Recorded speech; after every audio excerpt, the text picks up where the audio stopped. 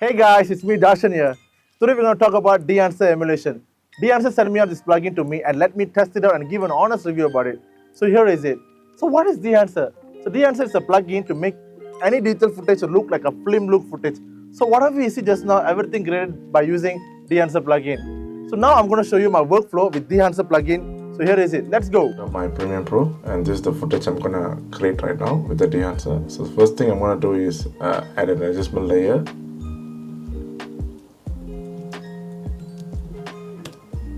So next I'm gonna drag the Dehancer plugin on the adjustment layer. I'm gonna add that.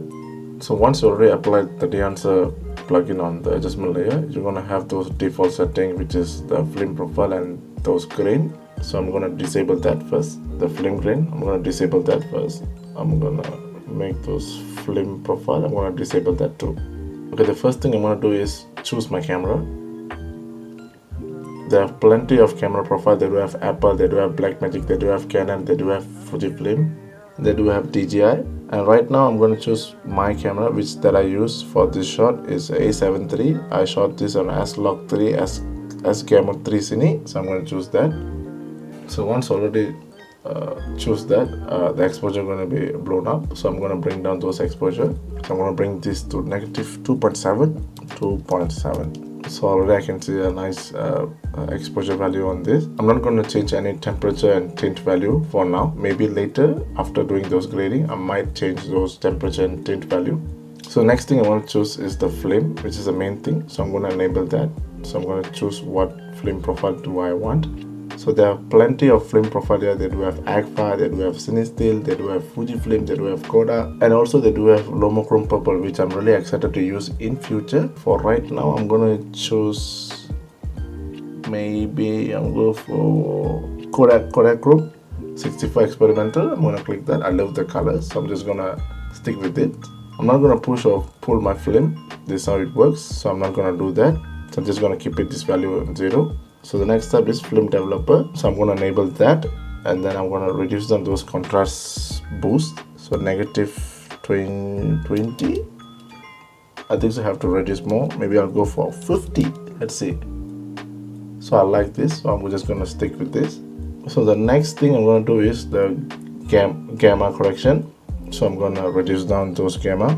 So to maybe 30, negative 30.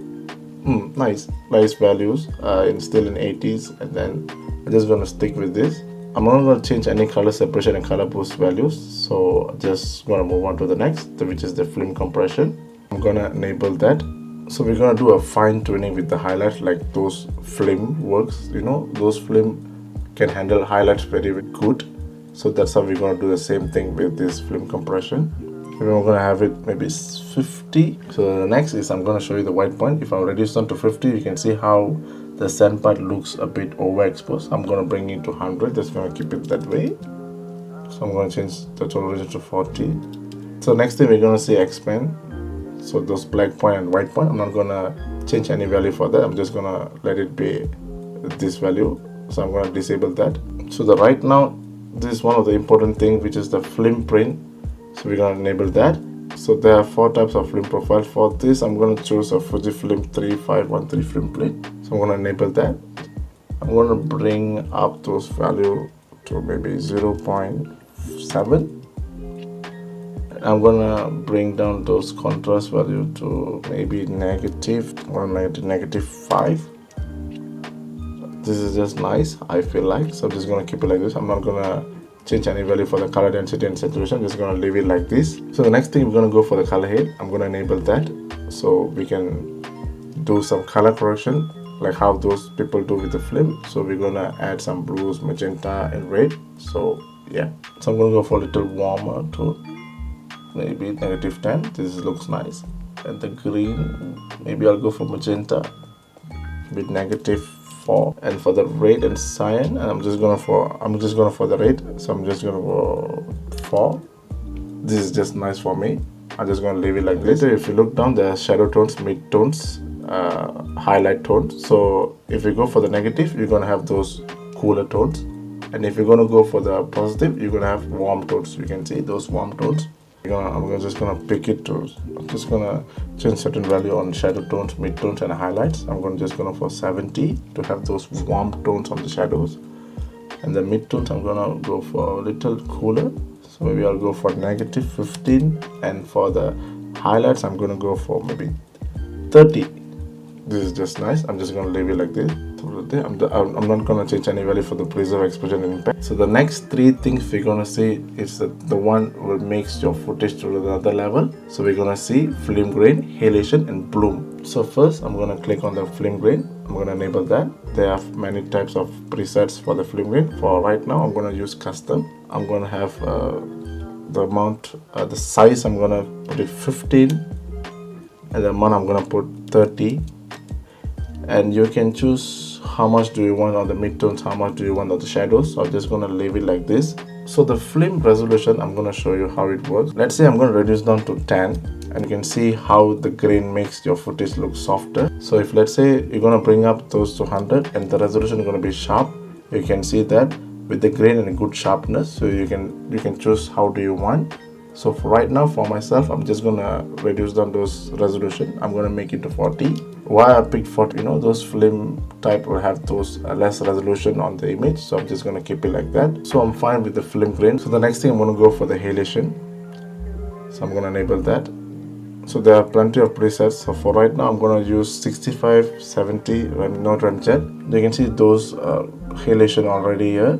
So I'm just gonna keep it at that. You can do custom with it, but I'm just gonna stick it with this. No ramjet 60. I'm happy with it. The next thing we're gonna see the last one, which is the bloom. I'm gonna enable that. So bloom is like those lens filter to have those diffusion black pro mist filters. That's how bloom works to make your footage look dreamy look. I'm gonna add 65, 70. You can custom those values, but I'm just gonna keep it this way. 65/70. So the next thing we're gonna see is overscan. So I'm gonna enable that. There are plenty of overscan, the famous one Super 8, which everyone loves it. Right now I'm gonna go for the Ultra Panavision 65. Just gonna scale up those to look those white look. So I'm just gonna keep it like this. So the next thing we're gonna do is I'm gonna add a film damage. So I'm gonna enable that too. So I'm gonna choose 65 just to match up those overscan. Everything looks a bit similar. So the last thing after grading, what I do is I'm gonna go for the monitor section. I'm just gonna click false color. Just want to see how well exposed and underexposed my footage is. If you see from the scale, those red means it's overexposed and those black means it's underexposed. So you can see my footage right now is right here. So I just want to bring it my exposure a little lower. So maybe I'll just go for -2.9. And this is just nice, I feel like. So I'm just gonna keep it like this. I'm gonna disable those monitor false color. So I'm just gonna keep it like this. So this is my final outcome with this S-Log footage. So next I'm gonna show you how I grade with the HLG profile. A few quick rundown with it. So let's go. So here is it. So I'm going to show you the before and after first. So this is before and this is the after. So I just shot this on A7 III and HLG 3. So the film profile that I use is Kodak Ektachrome, and the film print that I use is Kodak 2383 film print. So this is how I did color grade with my HLG. I love those colors, those warm tones. So this is how. I'm going to show another scenario which is I shot on the night.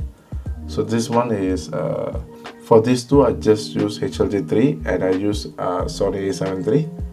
So the film profile that I use is Kodak Vision 3 500T, and then I did push my film, and also I did add a film print. So I'm going to show you the before and after for this too. So this is the before and this is the after. So for this I didn't use the bloom because I already had those pro mist filter on my lens, so I'm just not gonna overkill with those bloom.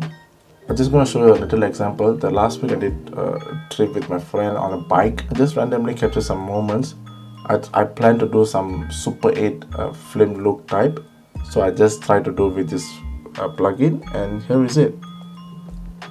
You can watch the full video on my YouTube. It's just 1 minute video. I just did a random quick video of it. I just spent around 10 minutes only to get those colors.